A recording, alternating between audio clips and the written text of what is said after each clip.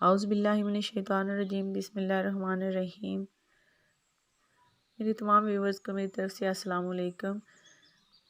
جو لوگ میرے چینل پر نیو ہیں وہ میرے چینل کو سب سے پہلے سبسکرائب کر دیں اور میری ویڈیو کو لائک اور شیئر ضرور کرنا ہے۔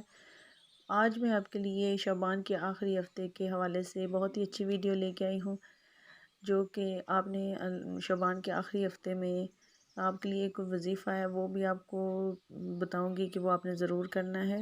اور اللہ تعالیٰ فرماتا ہے کہ شعبان کے آخری ہفتے میں دن کے وقت تم روزہ رکھو اور رات کے وقت کثرت سے عبادت کرو، قرآن پاک کی تلاوت کرو، چونکہ اللہ تعالیٰ چاہتا ہے کہ اگلا مہینہ بہت ہی بابرکت مہینہ اور رحمتوں کا مہینہ رمضان شریف آ رہا ہے، تو خدا چاہتا ہے کہ میرے بندے کی تمام گناہ معاف ہو جائیں اور وہ پاک ہو کر میرے بابرکت اور رحمتوں کے مہینے میں داخل ہو، تاکہ اللہ تعالیٰ اس کی ہر دعا اور ہر مراد جو ہے وہ قبول کرے۔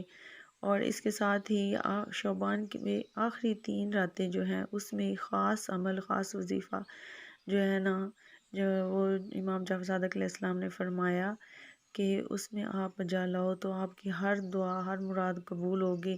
اور وہ یہ کہ نماز عشاء کے بعد آپ سورہ صاد کی تلاوت ضرور کرو 1 دفعہ۔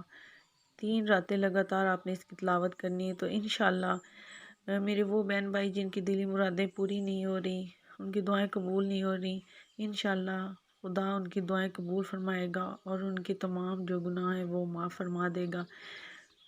تو آپ نے 3 دن یہ وظیفہ، یہ عمل ضرور کرنا ہے، انشاءاللہ آپ کی ہر دعا قبول ہوگی۔ امید کرتی ہوں آپ کو میری ویڈیو پسند آئی ہوگی۔ اس کے ساتھ اجازت دیں، اللہ حافظ۔